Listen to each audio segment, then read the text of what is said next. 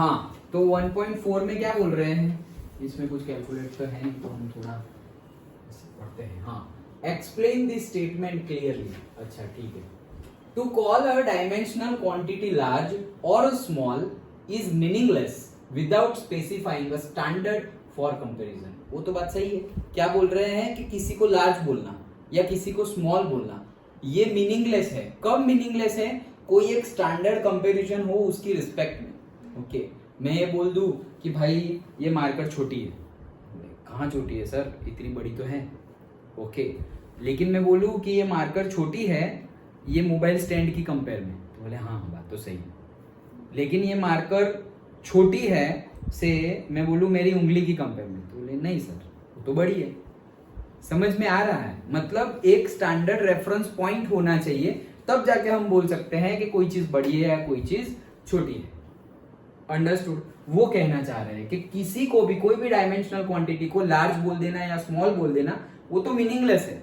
किसके रिस्पेक्ट में लार्ज, किसके रिस्पेक्ट में स्मॉल, वो बोलना सही होगा। ओके, अदरवाइज सिंपली हम बोल दे कि भाई ये बहुत बड़ा है तो किसके रिस्पेक्ट में बहुत बड़ा है, या ये बहुत छोटा है तो किसके रिस्पेक्ट में छोटा है। बड़ा बोले तो हम तो फिर पूरे यूनिवर्स को भी ले लेंगे, और छोटा तो हम फिर घुस जाएंगे एटॉम के अंदर भी घुस जाएंगे, इलेक्ट्रॉन बोल देंगे कि यार हाँ ये तो छोटा है। अंडरस्टूड? ओके, सो कहने का मीनिंग है कि कंपैरिजन होनी चाहिए standard. In view of this reframe the following statements wherever necessary. जहां जरूरत हो वहीं पे रीफ्रेम करो, मतलब वहां पे ही कुछ एडिशन करो और चेंज करो, जहां पे जरूरत नहीं है वहां पे नहीं करना है। चलो तो पहला सेंटेंस देखते हैं, atoms are very small objects. Okay, तो ये सही सही लग रहा है क्या? कंपैरिजन दी ही नहीं है। Okay, atoms are very small objects, तो भाई हाँ पता है स्मॉल, लेकिन किसके रिस्पेक्ट में? अभी मैं बोल दूं atoms are very small objects compare to the electrons, तो गलत हो गया वो। तो फिर इलेक्ट्रॉन के कंपेयर में तो एटॉम्स बड़े हैं। ओके, तो प्रॉपर रिस्पेक्ट होना चाहिए, तो इसको हम चेंज करेंगे, कुछ भी चेंज कर लो ना। Atoms are very small objects as compare to ball.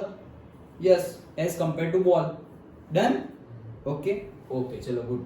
Next, a jet plane moves with a great speed. भाई जेट प्लेन बहुत अच्छी स्पीड से भागता है, तो अगेन कंपैरिजन नहीं की, गिवन ही नहीं है यहाँ पे कंपैरिजन। किसके साथ कंपेयर कर रहे हो? जेट प्लेन की। ओके, जेट प्लेन की कंपैरिजन, उसमें भी डिफरेंट डिफरेंट टाइप के जेट प्लेन होते हैं, हेलीकॉप्टर होता है, मिसाइल होती है, रॉकेट्स होते हैं। कितने फास्ट जाते हैं रॉकेट्स, तो जेट प्लेन से भी फास्ट जाते हैं रॉकेट्स। ओके, तो किसके साथ कंपेयर कर रहे हो? गिवन नहीं है। तो हमें अगर सही सही करना है तो क्या करेंगे?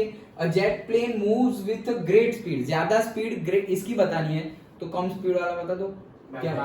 कार बता दो, बाइक बता दो, साइकिल बता दो, ह्यूमन बता दो, कुछ भी बता दो। Okay done. सो लिख लेंगे, a jet plane moves with a great speed as compare to a car, as compare to a bike, as compare to human beings, कुछ भी लिखो। डन? ओके, चलो next, the mass of Jupiter is very large. Jupiter का mass बहुत बहुत ज्यादा है। अरे किसके रिस्पेक्ट में? लेकिन वो तो बोला नहीं है, तो यहां पर भी हमें कुछ बोलना पड़ेगा। Mass of Jupiter is very large as compare to Pluto.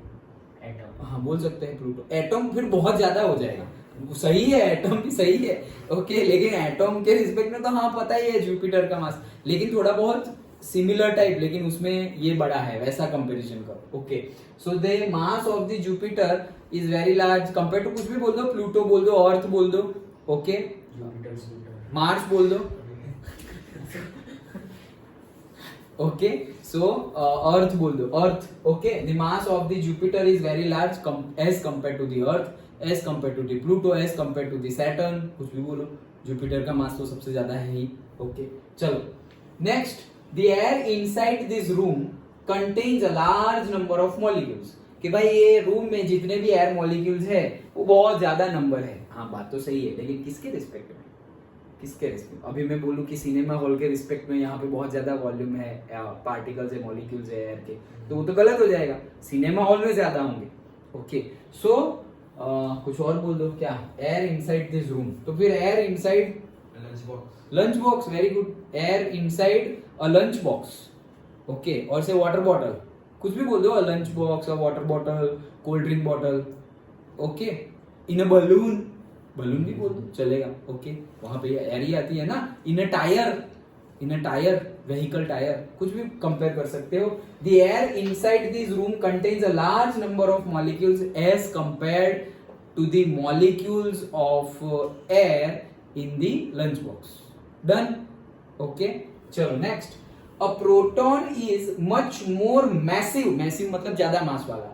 A proton is much more massive than an electron.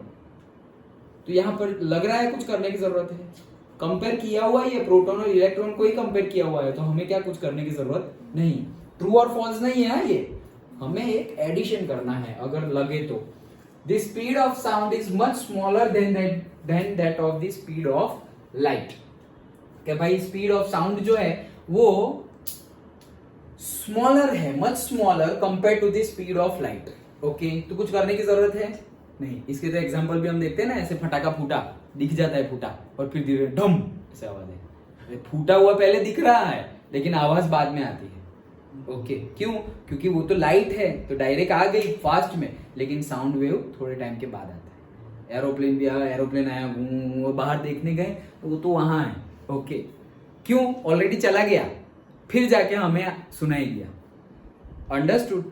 तो इसमें भी कुछ चेंज करने की जरूरत नहीं है. सो ए बी सी डी में हमने चेंज किया appropriately, and E and F में कोई चेंज करने की जरूरत नहीं. डन. ओके, चलो नेक्स्ट पढ़ो.